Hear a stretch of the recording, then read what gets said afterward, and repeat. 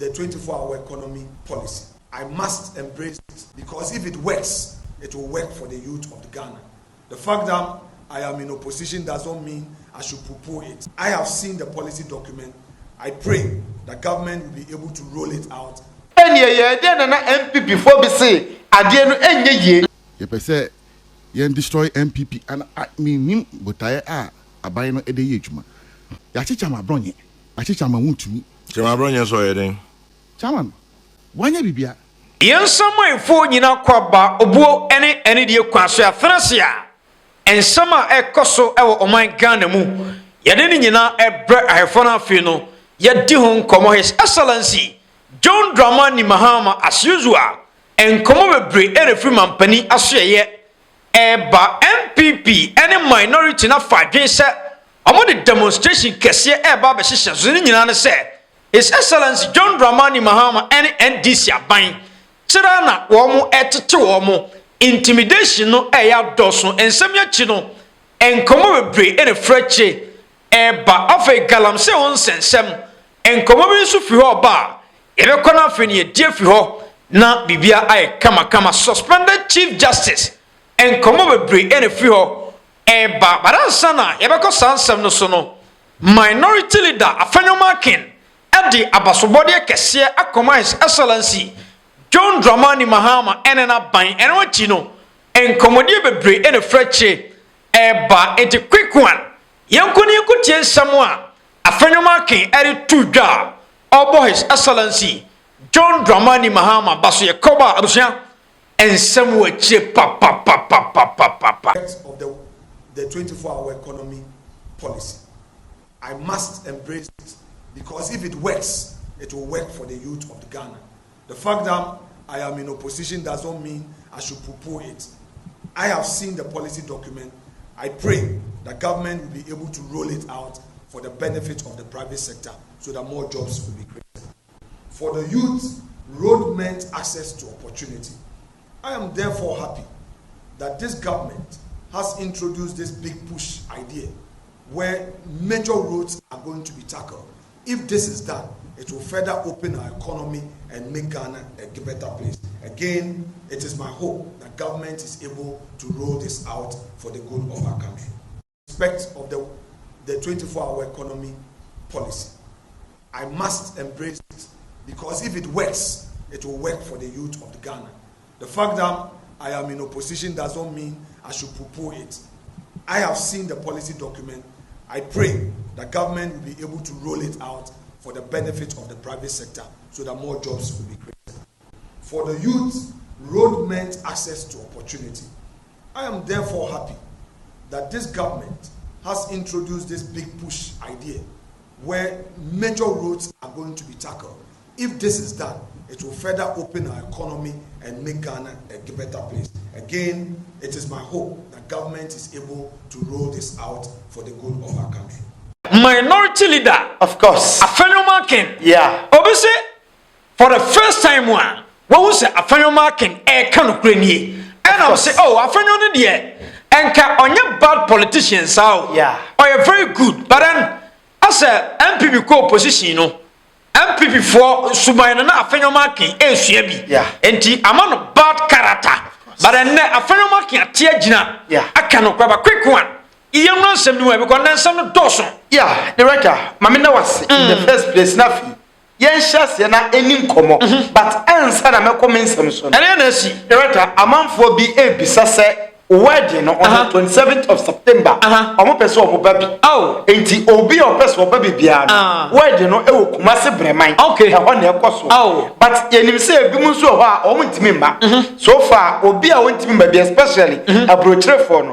Se untimi mba. Mobile money number no e wo screen ase. O kakra bi a betimi di aboa ye no. Na o di asoya sene. But mo a mo betimi aba ne de Kumasi Breman. Number no so da so ho mo fra. Ye be ma mo location ni bibia na na baba beso commander dwumadie we mo hyase amu nanso no na kyese me ankasa na mente ase okay but then afre na mo se brighter media yeah abroche for ne Ghana for say wo mo doye of course because among for fra e frame yeah obi afra nso so a kakra yi gi ebre no so a wo de atonsu ama hoho mo beba nti ne kwa na bro adwene ntiase so o ma yamadoya dodo because agensem obi mu credit right say at all cost o mo beba program na so na o mo so aba betwe se de ade ni sitie na o ma de o mani monyam aba betrechi ye na obi ase effort obi ameke bia no ye ni aso obi kwa o from o se da bi next week anase bread di animu yi mebo modern na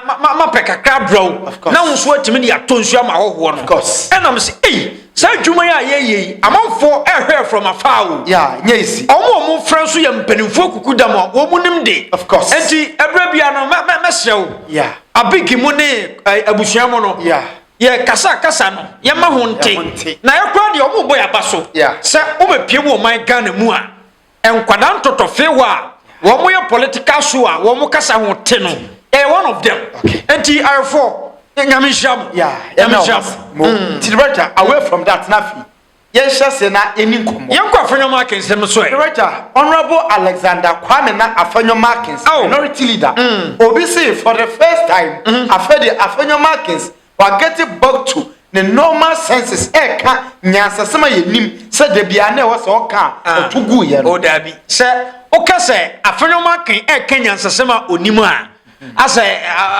enankame yakoka na asema no ya edu anti director sorry say me use say but me say among for be say for the first time ne nyansa sema yenim se kaya e wo se oka ojai to ho because yenim se afanyo markins upewu oye a very learned politician o share there director level woman e wo soro but edru stage bi na ono anim say adeni afita but because of the party no say oyahwa enye nti ontwinko benkum most especially at a time a MPP elusu majority in parliament na draso te konya so a ehu ko ba asem no ne wo se oye bibia obetumi bia as majority leader na osai je ade no edema MPP also 24-hour economy no e good pa na his excellency John Mahama NPP adwuma emabunu benya adwuma ye director we for na MP for ni bi so kase 24-hour economy no na we policy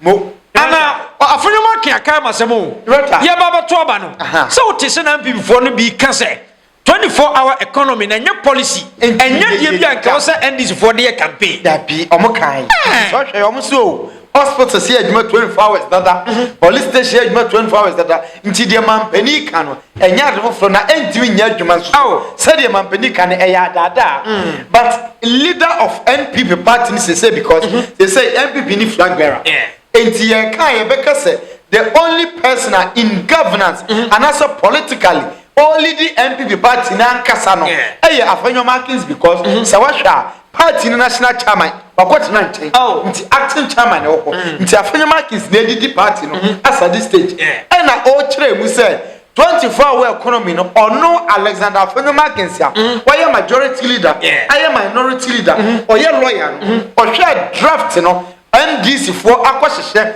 e de agu krata aso no o kan mu wieye no na dwe kire ne say yankopon mo NDC aban na 24-hour economy no omintimi nye said o ma hye gu krata aso no so omintimi ye ne sa government no any oman no ye jobless problem no ya solve we unemployment no everywhere nti e ba sa aha na wasem babam say ene ye de na MPP for be say ade no enye ye nti enei afanyo markings ka kire say na MPP for ni bi control because they know say ade ni be ye but politics nti yenka say enye ye na Dr. Mahmoud Bamianwe ni orweni a ye betuma bibia fa ho a ni aye bibia fa ho but our man is ane de yenka say enye ye because enye ye policy director as a leader of the country baby ye dream ye hia crofort say afanyo markings da bia ye kan say mo ya na amanfo dinatem nti enche ye na wo free system nim kakra na ye ntenenka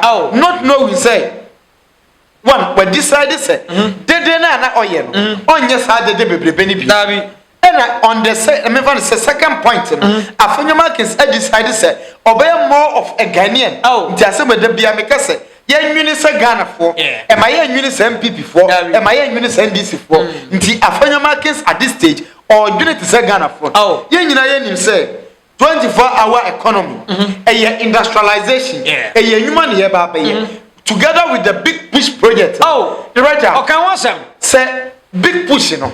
Yeah, intimanya. Yeah, 24-hour economy. Oh, inti afinima kisim koma wedi no. What you say? What kind draft ni? Oh, because in the first place, 24-hour economy no. Ebe here road infrastructure. Any yet ya.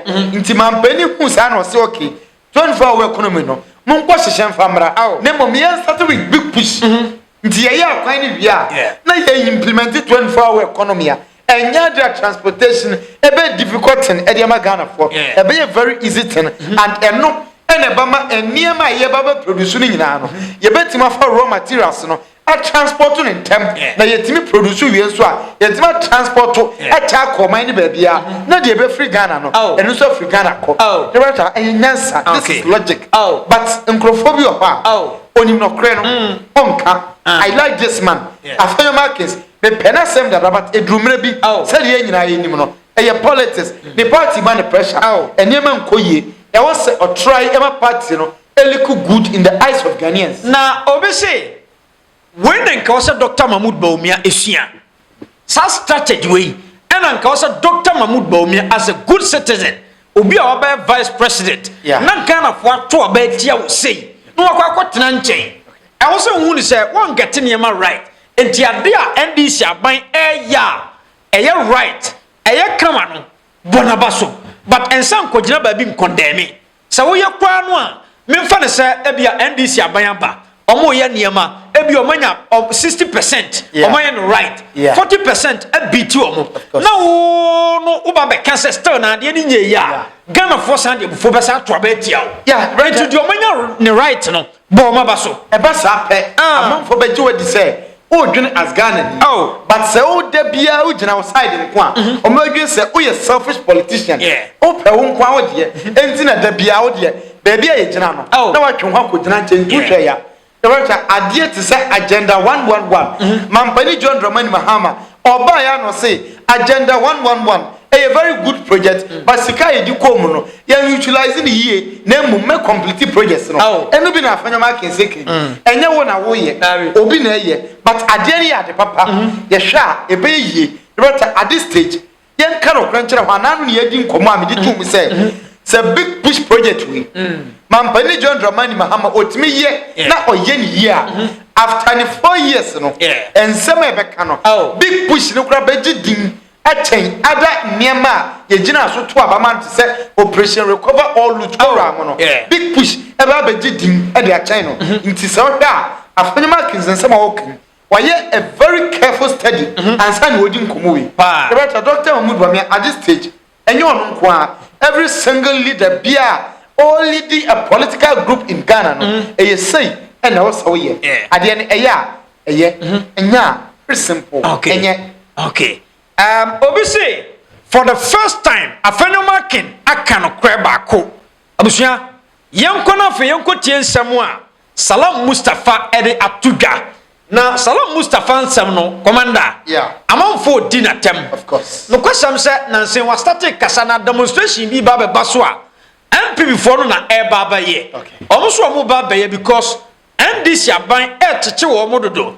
enti omo baba ye demonstration ensani be to dwa no ana Salam Mustafa akokasa fa ho de enti omo baba demonstration no obusua ye ni kan ko esa video no ne yekoba e bribi atwam e bro na na do dan kwakufu ado e wa ban mu NPP aban e wa ban mu no Salam Mustafa e ya de bia bra galamsey ye kokoye demonstration no Salam Mustafa and the squad echo ho echo kan sembi abusua ye ni kan chewe mra ne yekoba e be santie no nsoso last week Friday police etun sign frame okay ye on invitation no ye no more class okay e route a ye befa and other details are na omope say ebe boa in almost preparation ye de nyina ama won in fact ye insisai kakra and kakra be the betudwa on Facebook my such on the route na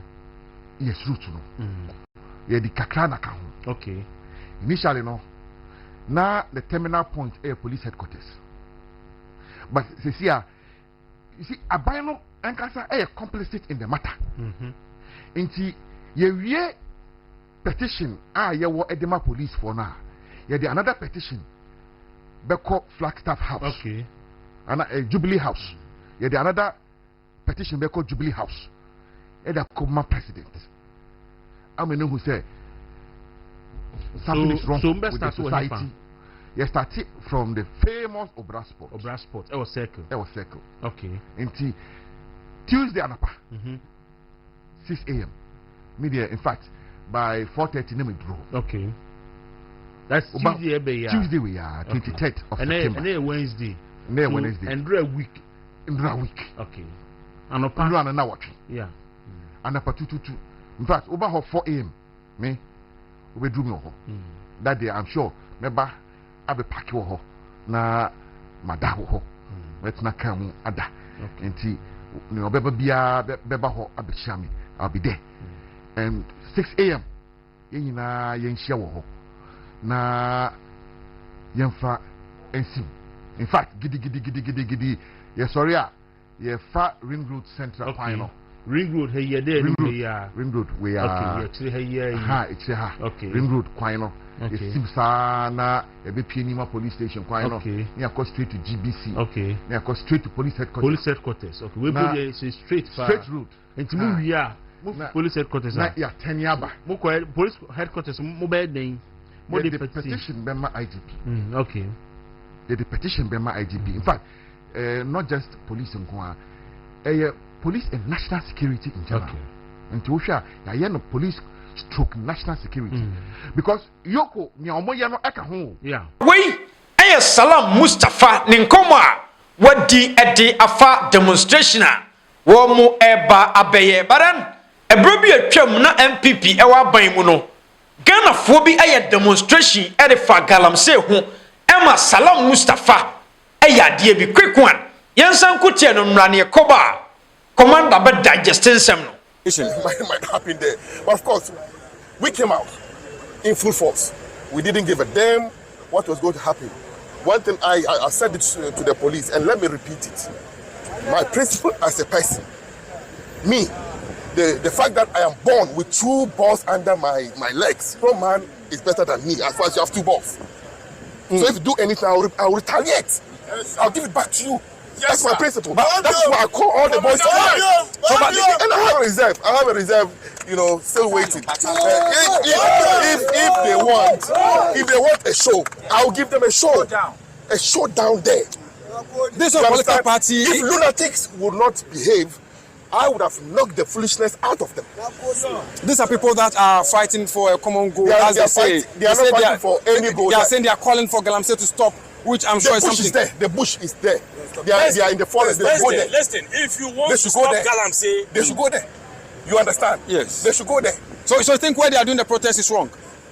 I'm not saying whatever reasons what they are doing. I said my interest is my party. Salam Mustafa, of course. But then my question is, Edina Assistant Commander. Yeah, our position. Edina Assistant. They say what your position. Oh, in commander change. Oh, but say our power there. Any that be a no-go area. Oh, the what I mean, Pobian in some more true. Now, over boss Salam Mustafa Sutro. Now, about back to the senses because, or say, Sa fix the country for no demonstration. I'll pass or bow almost to throw. Now, almost get it back to almost senses. Because of my general, and yet, Yansuina Salam Mustafa. Yeah, you have bonus to throw. Of course. Not Salam Mustafa who says, Sabi. Now, doing Yajuma. Of course. Because now, Nubi and Sase say, Moya Galamsey, Koso, my Ganem.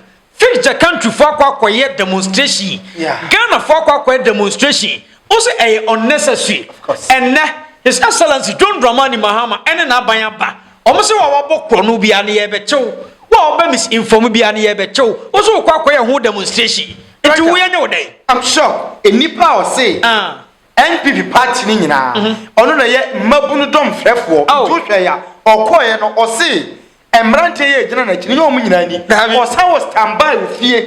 Yes, fix the country for ni jimia. O de omo be say be ka ho. The right emi nwanwa say as at this time NPP ni etimi jina papa o ye ti say ye jina chini ni kwa demonstration. Enipa o say demonstration ye chiwade e chirisi obi be gina bonte o Ghana akase ade awei enkoyie enti me ye kire e de etie mpanifo me ye kire de akire say I am against this mpanifo ntu hwana mo o sis ade no okoya e ye chiwade obomusuo just 8 months say ni pana say twa ne ho e be ka kire say enidie yokofo chinkrofo tum now the situation ni yelu face the country for any say yabubu judge for dan edisika $58 million akwakutu amena galamsey nanado aban no issue over 2,000 mining lease ediama small scale miners enti onwo say yensa no yentie say because ebeku ye nyina osinye ho nai that time no osinye ho ne demonstration osi galamsey e wo forest enti omko forest ho enti this time we issue over 2,000 licenses now aban we yaba in 9 months on my company ba kukura one license say on fanko to gold now we see yanko forest ho dia any demonstration no ensi wa Accra ho da the writer said demonstration we koswa any sebi I will start saying say NP before mabuno no bebre na o madwe nya adwuma munim nyansa but my question is said this time so demonstration be anase be demonstration a Ghana for na was here demonstration and MPP for of course dem what here face the country for also mobile be demonstration because his excellency John Mahama betena konwa no so no still no galamsey no do oku but galamsey no ase ewo ho of course dem what here di omo pese galamsey no etotwa into omo say ba be demonstration eno na chese omo ye Ghana for but say demonstration koso na MPP for so omo ba be demonstration am before so munya Ghana for right dabi ana dabi say ne one people ne one this ne Ghana for ye ne Ghana for in this case ya wo mo dwene MPP adwene say de okay ya ene wo mo dwene NDC adwene ene wo mo dwene Ghana adwene fix the country for no o mo dwene Ghana adwene na ye nyina ka Ghana for no enti ye de support ema wo mo ntu hwe ya omo demonstration no e pop up na ene e betena haka say ye nim say mampani his excellency John Mahama on timi fa 9 months enko galamsey na mom ye tie fix the country for na chi omo demonstration no omo nye na emprompt aban no na mom Salam Mustafa ene MPP de omo ntimi nkan kire da say omo be demonstration against the government na demonstration no one omo de omo say enye galamsey asem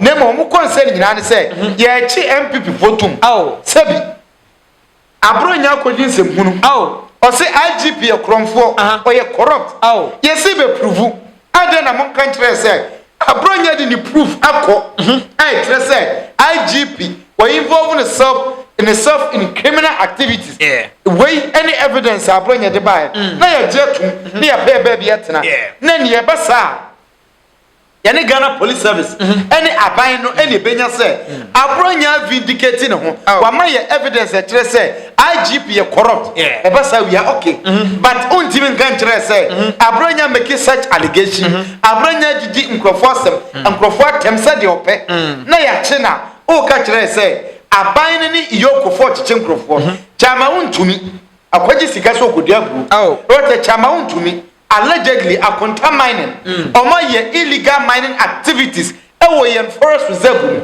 na see the omo court wa see who demonstration because yoko for chama untumi right na sabi we Ghana ni na nyansa wo trim na nipa na wo wa unni Salam Mustafa na galamsey say o mine yenso nyina say yemfra me say anyansa fo bi dwene ho say yenya ye kire ntia aban no na aban ni ntu ho anamo no ka say obi a obesa demonstration bia oni right onko nwuram enko demonstration se wudi sa papa o yechi ekogina nkran monte so say o ye demonstration ti aban na se bi adwene ni utiri right adwene pa ku say ebi na utiri wo sa adwene da utiri ma anka be hu say eye den na nanu ada o say demonstration enya papa ye ma demonstration koso nti wo hwe ya aban ni de o say yoyo omo che Ghana Police Service kutupa ema omo mko demonstration no ye chi omo tum about 1 week no bill ya ma omo busuafo enya access to them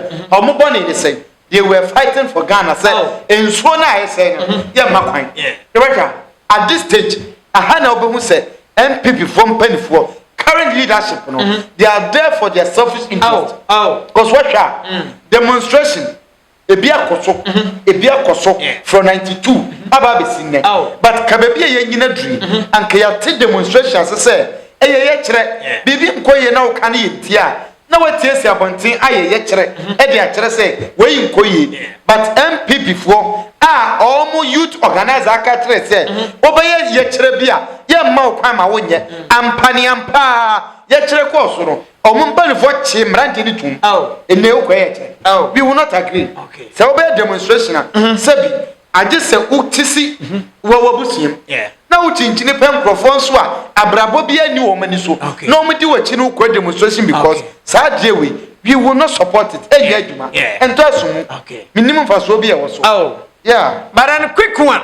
Yes, I quite this video. Emra Salam Mustafa Osako Din Komobi Ama Akofan Sam Abreno Abusia. This time, Kwame Sefa Kain.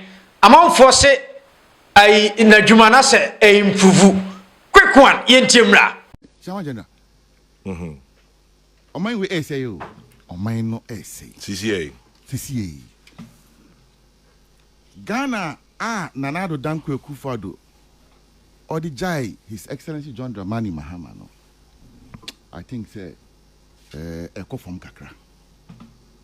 The first time me who consistent party attempt say you be crashy political dissent and I shada etu opposition for so say you be to true or if you want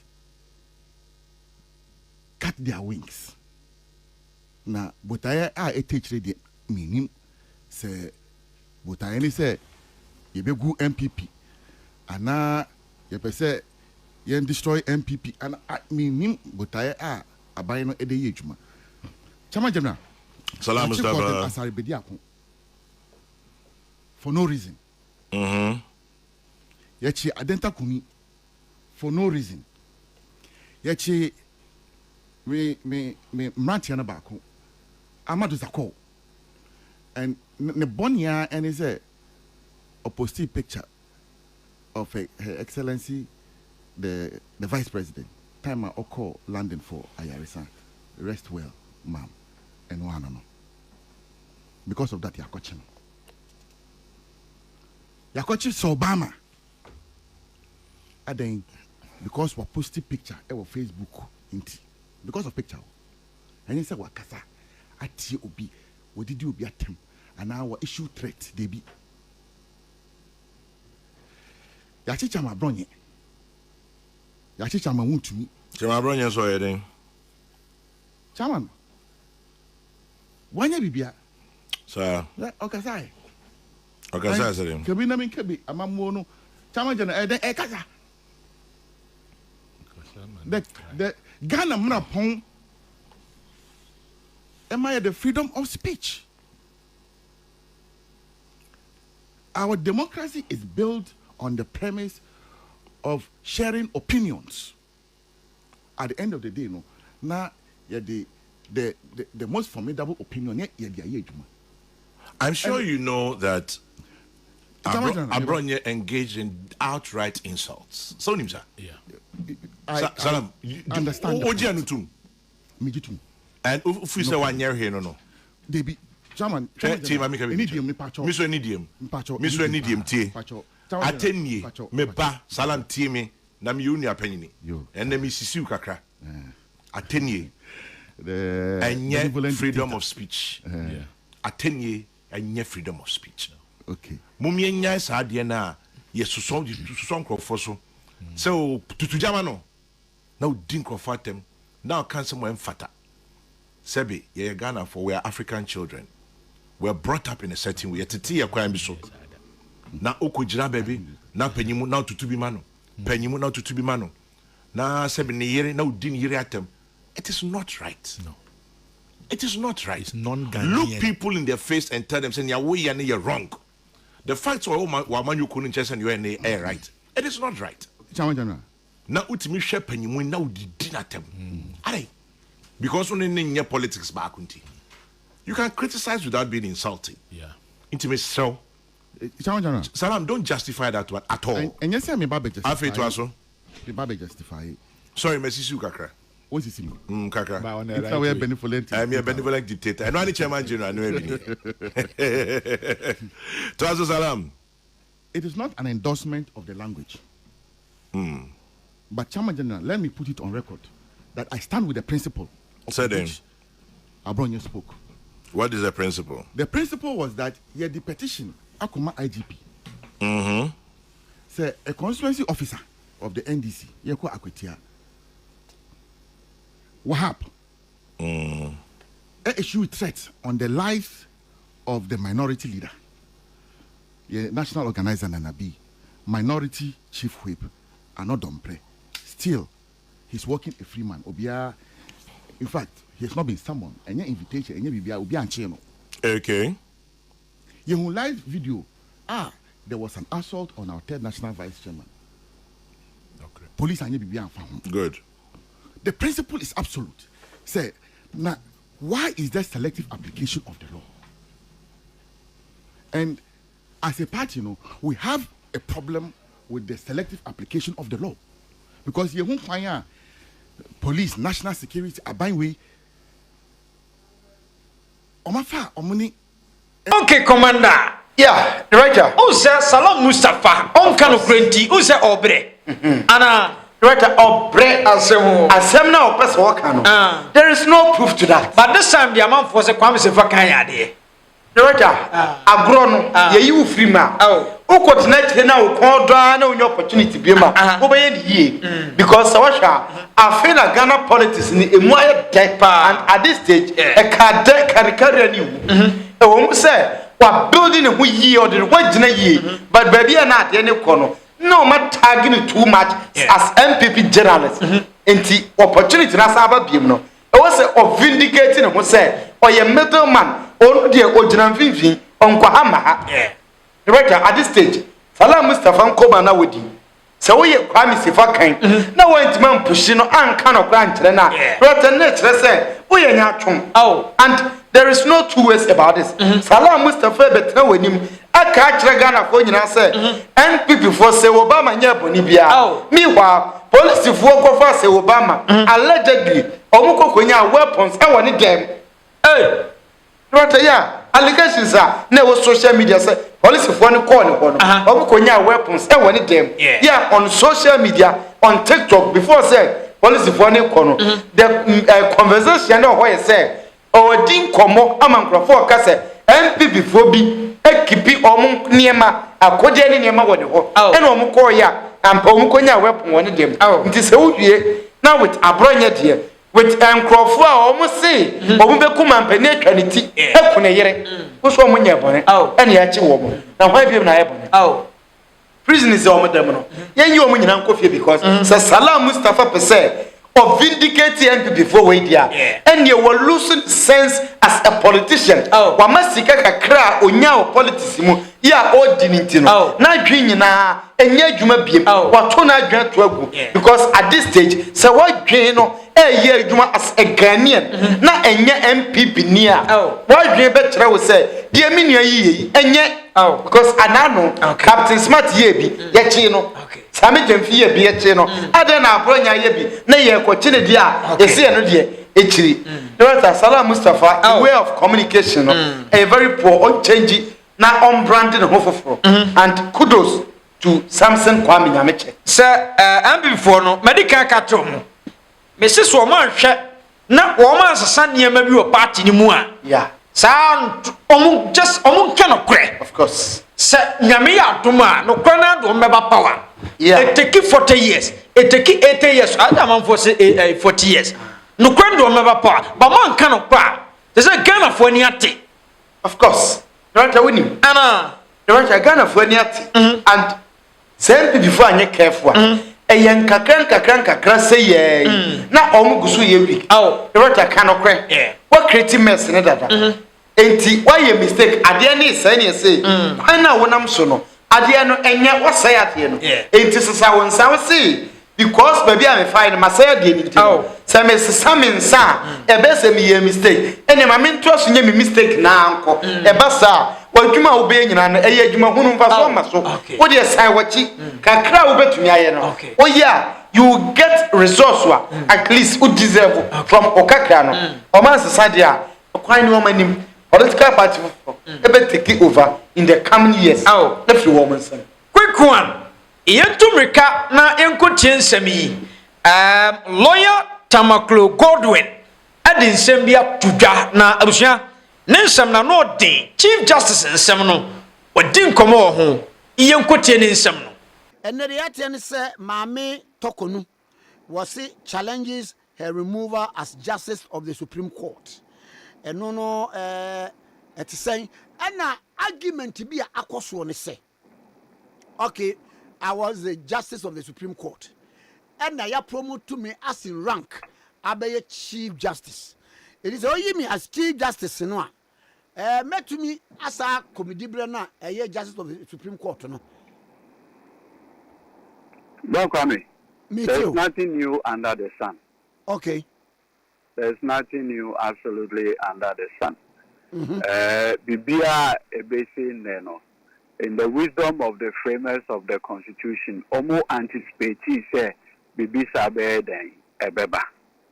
Ajoja say omo anticipate say bibisa ebeba nesi. Nti omo provide bibia one way or the other.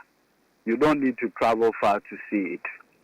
Na bra kwame o hwe ya sebi o and they be constitutional law kakra but so share article 128 emame article 128 of the 1992 constitution okay yes sir o hwe na metraso o hu ana aja wa ma be hu na ba so me hu da article 128 1992 constitution 1 what's it? The Supreme Court shall consist of the Chief Justice. Now hold on. Or say the Supreme Court shall consist of the Chief Justice and not less than 9 other justices of the Supreme Court. And not less than 9 other justices. So she is first recognized as a justice of the Supreme Court, and then the Chief Justice. Because Constitution and Kata say the Supreme Court shall a mandatory shall comprise of the Chief Justice and 9 other. What I say, the Supreme Court shall consist of the Chief Justice and 9 Supreme Court judges. What I say? Me too. Or see, the Supreme Court shall consist of the Chief Justice and 9 other. Meaning she is a justice of the Supreme Court. And yes. That's what Article 1281 Eka. And yeah, me na meka. And they had in a composition and mode of exercise of power of judiciary. Fantastic.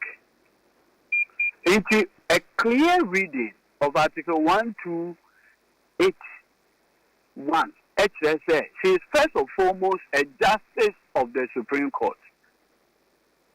Now, we use the word other, similar, same kind. Now, Ashema America say there's nothing new under the sun, no. When you say you maybe by na once again Ghana Bar Association for a year say or may Chief Justice Aban. Now Omumu said that it will be difficult for them to remove by Article 146 no. In a cleverly Omu issue rate. But Omu rate now the end result will be the removal of Justice Aban. It's almost said that council only qualified in the sense that he's not a man with proven integrity. Or you'll be morally bankrupt. And you won't mean and yet the same grounds under Article 146, but trying to use the back door to achieve the same outcome. That's what I say. Me too, pa. Trying to use the back door to achieve the same outcome now. The Constitution says should be done under Article 128. Article 146. No, okay. Now, I say me by na echo Supreme Court no. Justice Pega can be na main kind ensure. Or say, without mincing words, the ultimate result that this action is intended to achieve for the plaintiff is the removal of the second defendant as the Chief Justice of Ghana. And as a fallout, a judge of the Supreme Court. So that here. Me too. Or say, the intended to achieve for the plaintiff is the removal of the Chief Justice of Ghana. And as a fallout, a judge of the Supreme Court. And not just idea I've been a partner where she and say, obey PM Penia what the Supreme Court to ano. Nan on one crown one dibre SIA a judge of the Supreme Court. Just say bam. Nimi a bomb. Bam. So what is so interlaced? What is now removed Chief Justice saying? And you are we are just you are Chief Justice and Justice of the Supreme Court. Because that Kwame, the qualification is one and the same. So the removal process attacks your qualification. And it's almost say, what mean you judge unless proving stated misbehavior, not mere allegation, proven. Now, on trust what Justice Pega Cross that also can say, or say, the substratum of the plaintiff's case is that the second defendant is not a man of high moral character and proven integrity. Ipso facto, as a judge of the Supreme Court, since the qualifications are admittedly the same. Okay. Admittedly the same. Because we are Justice of the Supreme Court, and the way count your removal no, a boom. Okay. It is or say it cannot fall. It is if the second defendant is disqualified. But you or say if the second defendant is disqualified from the position of Chief Justice on grounds of lack of integrity, I do not see how he can continue to be a judge of the Supreme Court. Where is Justice Pega? Justice Pega? What is that? Since 1995. As a no free pando, meboa. Yes. Yeah, meaning our fact. 30 years ago, in a decision we buy. Rakwame, 30 years ago. So what are we talking about today?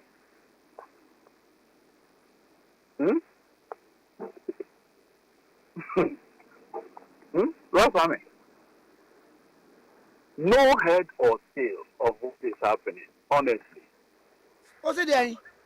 No head or tail. Oh, sir. You see, Rakwame, sometimes in this life,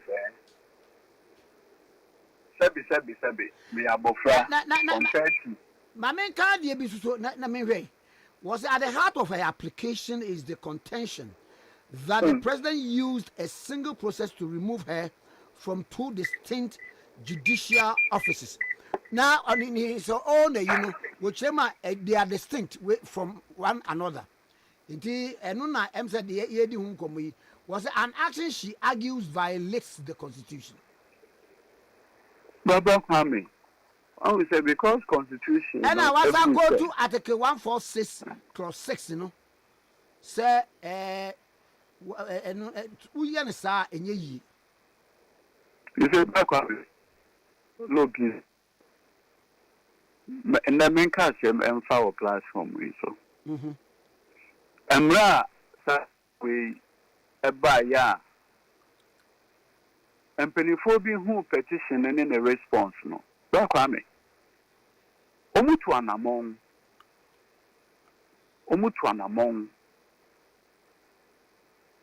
Actual man penny said, look, it's true. Supreme Court, I can't say. Yes, started impeachment proceedings at Yawa. When you can so be resigning. Because now High Court judge beat you. Now the impeachment proceedings. Meet you. At that time, no. That is High Court judge. Who said process is not no. Will now quickly. Or can't say or resign. If you say no could feel Supreme Court say Ubia your impeachment proceedings against you. Ubit me resign nah. Because you see, there are legal consequences of resignation, and there are legal consequences for removal. Mami uses affidavit so na for explaining the two. Okay.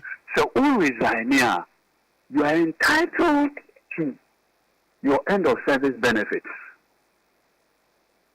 In the sense you say, you are entitled to be paid, and for the Chief Justice, you retire on your salary until you So if you retire at 70, the state will look after you to say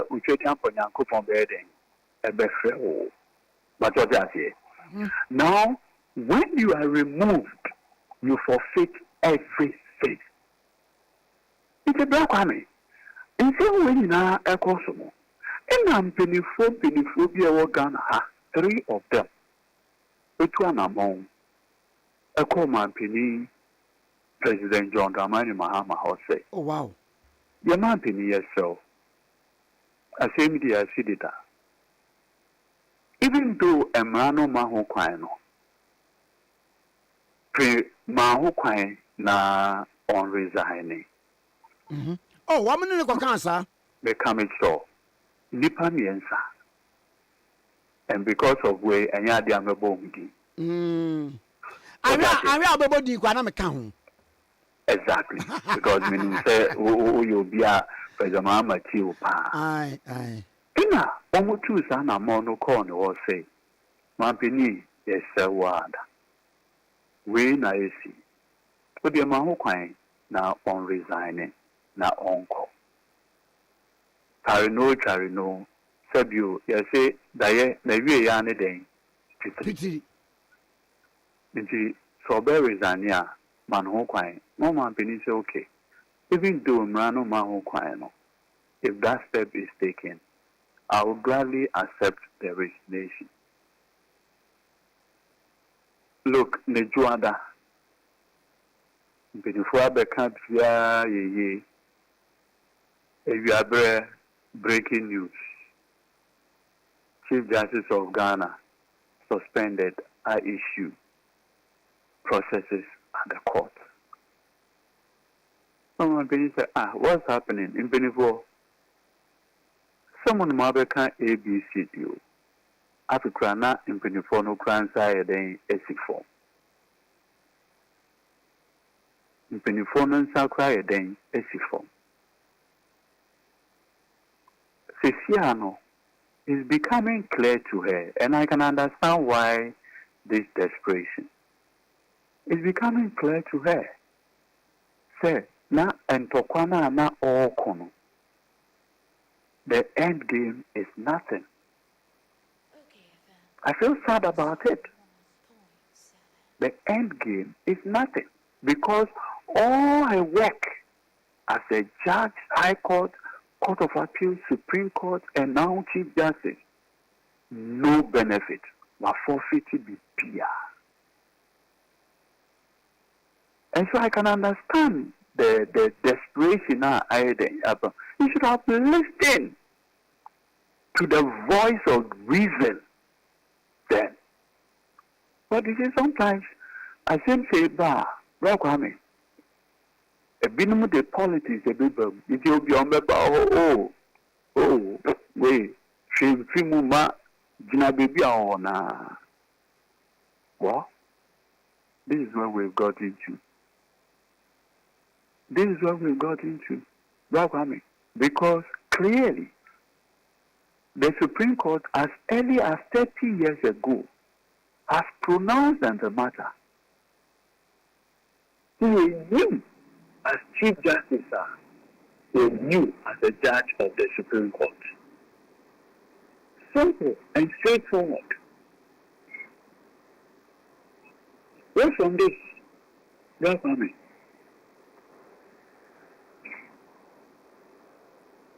Say there is no remedy for her. Look, and you see the regrettable thing is obvious now she's engaged in forum shopping. Look at it. She's engaged in forum shopping. Russia, from the beginning, started with Vincent Asifwa. Okay. Yeah, Vincent Asifwa, yeah. Minia Vincent Asifwa, maybe I will be a Mechiano. Then they said President Mahama big push, maybe by the fat Tafo Pancrono.